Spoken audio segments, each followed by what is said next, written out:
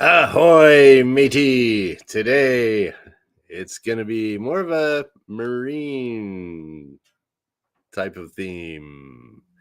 So, welcome to the Superpilotish channel. My name is Graham Wilson, and today, like I said, the theme will be marine in my basement. So, yeah, as usual, can't figure out what to do for a topic, and you look around and you're like, oh yeah, like if you're like a bad writer and you say, oh, I don't know what to write about, then you see a pen, and then you'll say, oh, I'm gonna write about a pen.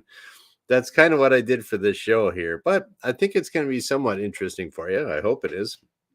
I find it a little bit interesting. Yeah, so on the thumbnail for this, it was the Adrian Iselin. I don't know exactly how to pronounce that name, but oh, DH Pilot One, Happy New Year! And yeah, so the Adrian Iselin was the name of a Great Lakes freighter ship. And and how did I ever think of that or know about it or anything? I will show you here. We'll do a little show and tell.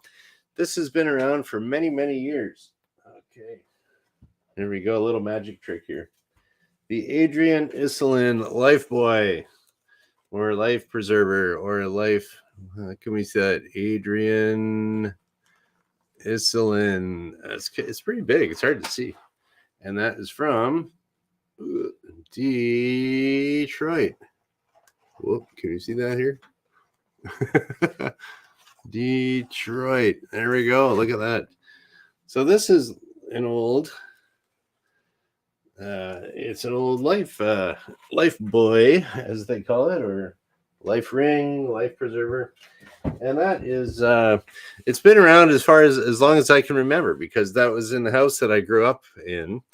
And so it's funny once you get to a little bit older and parents downsized and this and that, and that thing, it's just kind of gotten moved around when my parents were moving around and stuff. And it ended up in my basement here. So yeah, so why did it get moved around? I don't know, because it's pretty cool actually. And I was thinking, eventually, you get to a certain age and you're thinking about your stuff. So I got like a bunch of stuff. A lot of it was given to me, handed down, this and that. And then so I was thinking about stuff and the Adrian Iselin and the history of that ship. And it's like, eventually stuff goes away and ends up places. So how did that little lifebuoy thing end up in my basement in Windsor, Ontario? Well, oh, hey, Shecky. Welcome to the show. So, well, here we go. Let's do a little history of the Adrian Iselin, and then I will tell you how it ended up here. And I was kind of thinking about this. Like, I don't want to throw that in the garbage or anything, but I was thinking about donating it to there's a Great Lakes Museum in Detroit, and it's on Belle Isle, and so I've never actually been there. I think I might just go donate it to him or something, get it out of my basement. I just, it's kind of like a pretty historical thing. How old is it? I found some information on the internet. I'll tell you how old it is. So the Adrian Iselin, that was a Great Lakes freighter, and it was built in 1914. So I was, and I'm going to sound like a real expert here because I printed it out off the internet. Oh, hey, Wrench. Yeah, so apparently it entered service in 1914, and then the Adrian Iselin was requisitioned in 1917 by the U.S. government to be used for World War One, and it left the Great Lakes. So this little, I would call it, not really a gigantic ship, but not a small one, maybe a medium-sized lake freighter. Yeah, so it ended up taking stuff over to Europe right away. There you go. And then, then it got sold here and there. It went through a few owners. And then in 1940, it was sold to Nicholson Transit Company in Detroit, Michigan. Okay, so that's why it was here in Detroit. Oh, yeah, and it was originally built in Ogdensburg, New York. Okay, so then it moved to Detroit, and then in 1942, off to the war. The Adrian Iselin went again. Was requisitioned by the U.S. Maritime Commission for service during World War II. So the Adrian Iselin went across the Atlantic a couple times. That's pretty wild. And I'm thinking that's pretty wild because around here, if you live on or around the Great Lakes, you kind of know what a Great Lakes ship looks like. Like here, we see them all the time in Windsor. And there's a difference. If you didn't know, there's a difference between a Great Lakes freighter and an ocean going freighter. So you'll notice, okay, this is a real, I'm going to be getting out the good old whiteboard here, and we're going to draw a ship. How great is this ship going to be? Probably the greatest ship in the world, but not necessarily. Okay, we're going to have this here. I'm going to draw a bridge on the ship. Well, let's have a little antenna there. And there we go. There is your Great Lakes freighter. How do you like that? So we'll say the captain's up here in the front. Okay, that is the USS Freight. Okay, and it's going this way. All right. Now you'll notice that the Great Lakes freighters, there's the bridge is right at the front up here, and then here there's a bunch of places where they can open up the doors, and then you can put all your cargo down here in the hold. So that looks a little bit different than what goes on the ocean. Now I'm thinking this is a pretty ingenious design because if you're going to be going through the whole Great Lakes, there's a bunch of canals and locks, and there's not canals, there's locks, and there's some pretty narrow channels there too. So I could see if you got two big ships coming at each other, you'd want the captain to be up here at the front and be able to see where, it's not very deep in some places, so you don't want to be running aground. So you want to be able to see really well where we're going. So that makes sense for that. And as opposed to, okay, and then so get my fancy eraser here too, and then so another thing about this, you might have heard of the Edmund Fitzgerald. That was a great big huge lake freighter. It looked exactly like that. And it sank in the just off of Sault Ste. Marie in Lake Superior, and I think it was just off there. And great big waves, and basically it broke in half is what they figure. So because it was really long, and then so it's kind of a weak point here. That's why if you ever see any of the ships that go on the ocean, like cruise ships or anything like that, it'll look more like your standard, or even like aircraft carriers or battleships or any of that kind of stuff. There we go.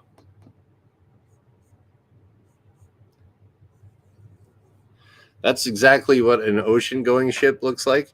So you figure that won't break apart in the middle because it's kind of like this triangle, kind of stronger design. So that way that's an ocean-going ship, and if the bridge is on the end, and the other maybe crew quarters on the other end, that would be a Great Lakes ship. So it must have been a little. Hairy going across the Atlantic in a lake freighter. I don't think I'd want to do it, but during wartime, the crew of the Adrian Iselin did a fine job because it made it back all the way back to Detroit. And so it lasted. Okay, it was doing different things, and it got sold for scrap in 1961. And then what happened there? It was converted to reuse as a barge. You'll see that actually a lot around right now on the Detroit River. A lot of these where it used to be a lake freighter, they just kind of chop the front and back off, and so the hold is still there and everything, and it's kind of like a barge, and the tugboats push them around, and that way it's cheaper for hauling stuff around that way. But so it was used for a barge for a little bit, here on the Detroit River, and later used as a temporary breakwater on Lake Michigan, and finally as a part of a dock at Frankfort, Michigan. So that's on Lake Michigan. So there we go. A little bit about the Adrian Iselin, and then I kind of wanted to put this video out here because if for some reason one day someone gets, I'm going to bring this out again because it just looks cool. The Adrian Iselin. Yep. From Detroit. There we go. Yeah. So when someone gets that one day, they're going to say, "Hey, what's the deal with this thing?" Well, I will tell you the deal, Mr. Person from the future, if you take possession of that, whether I give it to the museum over in Detroit or maybe one of their gung-ho volunteers take it home if they're allowed to. I don't know. And so what I know about that is that the name of the guy that built the house that I grew up in his name was Mr. Gazzo. And so that house was built in 1947, I think. And it has just always been with the house. And then I was there, I don't know, 70s, 80s. Then they got moved from that house to my parents' house, and they kind of got moved around and ended up here. So that would be at least from, I don't know what Mr. Gazzo did, or if he work over in Detroit doing that. It wasn't that uncommon for people to work over in Detroit from Michigan or from Canada and from Windsor back in the day, like in the 1940s, 30s. You could just like buzz across and say, "Hey, can I have a job?" It's like, "Are you American?" "No, I live in Windsor." "Oh, come on in, you can have a job." Like, it was real easy to work back and forth. I think you basically just had to get like a note from your employer. "Yeah, I'm going to hire this guy." "Okay, you're in." So pretty easy immigration back then. A little bit different now. But yeah, so that was from at least 1947. So anyways, if that was the case, then maybe it made its way over to Europe for World War II, maybe even World War I. So anyways, that's about all I know about that. And maybe that'll help somebody, some historian one day. And on the back, if you look really carefully, you can't really see it here. I took a digital photo of it once, and you can kind of make out some serial numbers of what type of Lifebuoy that was. And and then I'm thinking, what's that made out of too? I have a feeling that the rope is made out of hemp because it's pretty tough, and hemp's tough stuff. And they used to do that back in the old days. I know in World War II, they made rope out of hemp, and even before then they did. So I'm thinking it might be hemp. It kind of feels hempy or whatever. And then the inside of it, it's all cork. So it's a cork Lifebuoy. And there we go. That is all about the Adrian Iselin that I know, I think. And so who was Adrian Iselin? I didn't really care, but I was just thinking about the ship. But apparently it was some rich guy in New York, as back in the late 1800s, and apparently he was into racing sailboats too. So that's I don't know. You could probably Google up Adrian Iselin and see what he was all about. And yeah, there we go. So that is a little show and tell of something kind of cool. I'll bring it out again. Maybe I'll get like a better. I don't know if you can see the whole thing. All right. Maybe if I stand up, you can see how big it is. All right. Can you see the whole thing? Hey, there we go. All right. Very cool. That is what it looks like. And it's got like a rope on it all the way around. Cork. It's got a little damage here. And yeah. Anyway, it's pretty cool. I bet you in the day, it was probably white, but it's just been sitting in garages for years and years. That was always in So, it was in the garage when my parents bought the house, and then that got moved downstairs. So we used to see that. Actually, we used to see that in the workshop downstairs when I was a kid. Now it's in my workshop. Weird. So, anyways, that's a little something, and that might be in a museum one day. I might take a little trip over to Detroit. If I do, hopefully, I'm gonna get my little rig set up with. I got my camera, my offensive selfie stick now, and you saw in my last episode, I got a selfie stick, and I just ordered a lavalier microphone from Amazon. Should be here in a while. One of those little ones you clip onto your shirt, and then hopefully I'll get some decent audio and decent video. Then who knows? Maybe I'll take a little tour over at the museum over in Detroit. So here we go. I'll go take a look through some of these comments here. I got some stuff to do today. I'm just looking over at my stairs, my stairs to come down over here, and it's like I got to paint those things. I've been meaning to paint them for like 10 years. It's like, okay, I got to do it now. I got the paint, but it's been sitting around, so I got to shake it up. I might be all like stoned next time you see me because it'll be all like high on paint fumes or something like that. Although I don't know if paint fumes really get you too high. I know I worked with a guy. He was painting somewhere where the ventilation was non-existent. Basically, the guy went outside, threw up, and he was sick as a dog. So I have a window I can open here and fans and things I can blow things. So I don't think I'll be too stoned when you see me on Friday. Let's see if we got any. See if we have any good questions here. Okay. Okay. Here we go. Do they have less freeboard than ocean ships? I don't even know what freeboard is. Let's Google that right now. Okay, I'm going to Google what freeboard is. I think I could probably, maybe it's like top deck thing. Freeboard. Freeboard. Whoop. Not Frankfurt. Okay, freeboard on ship. Ah, come on, computer. What's going on? There we go. Acting all slow. A vessel's freeboard is a distance from the water line to the upper deck. Oh, okay. Measured at the lowest point of sheer wear water. Blah, blah, blah. Okay. Yeah, I don't know if... I don't know about the lake freighters, if they would have more or less freeboard than ocean ships. I would say they would have less freeboard because the Great Lakes really, Lake Superior is pretty deep. But if you're ever going through the Detroit River here, the St. Clair River, Lake St. Clair, going through the locks and stuff like that, it's not that deep some places. So I would say, like, you can always tell when the ships are like full or empty going up and down the river here, because depending on how high they are out of the water.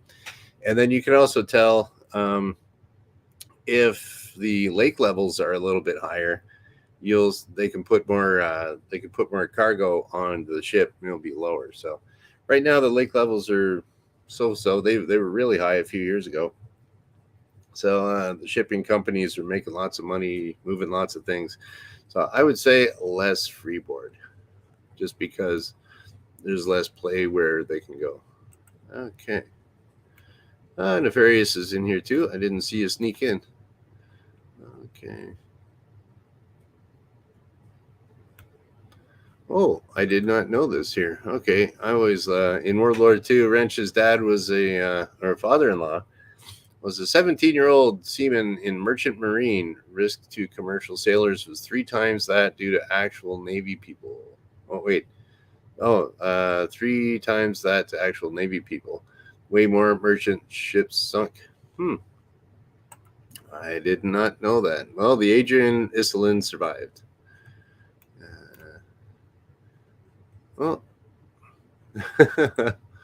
See you there. Oh, at the museum? Who knows, Harold? You can just drive in. We'll see. Okay. I might need a cameraman. Okay. And what else we got here? D, D, D, D, D.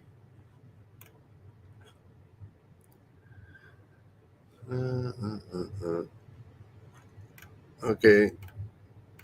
And we're talking about painting here a little bit here. Rage against the masking tape, yes. Yeah, that's the whole thing about painting too. It's like, oh, just slap some paint on it.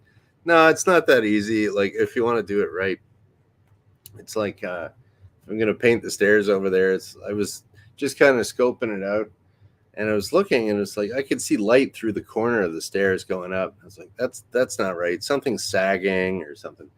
And then I never really took a look at those stairs too closely before, but I got a good trouble light or whatever from the garage. I'm looking all around, and it's like, whoever built those stairs 100 years ago, like, I don't know, when they're building houses, they'll be like, hey, this is the plan. Well, let's just throw something here. Oh, let's put the stairs here. Oh, let's just cut this out and put something here, and they slap wood all over the place and make it work. And so the stairs are actually only on like maybe a quarter inch, and it's like a 1x8, what would you call that, stringer? Is that what it's called? And it's only about a quarter inch, and like, it's just really flimsy. And then they got these little wedges and stuff around. And I was like, oh man, how's this gonna work? I thought I could glue it, but the glue is pretty weak. It'll just pull apart. And then I ended up doing all kinds of weird. I put this little funny little jack screw thing between this other piece of wood, and like, I don't know, they're nice and solid now, and there's no light going through there. But that was like another half hour I had to blow yesterday, messing around and thinking, what am I doing here? But I had lots of little bolts and stuff around in stock, so that was okay. And yeah, just gonna paint them up. But the things, I still have to go up and down the stairs to do my show here, so I don't know. I think I might paint like every other stair, and then I'll be able to kind of skip over the stairs, go in there, maybe half the stairs, and walk up on the side. I don't know. I haven't figured out my stair theory yet there. Then I went to the what's it called, the restore, so you can buy like leftover construction materials and stuff. And I got some kind of laminate flooring I'm going to put down on the landing over there. Oh well, blah blah blah. And who knows? There's like, if you got a house, there's no end to what you can do around the house. So here we go.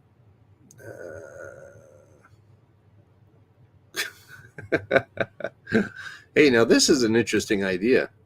Lead painters, lead painters had to drink heavily to keep working. Interesting. I might have to take. I might have to get all boozed up and do some painting. There we go.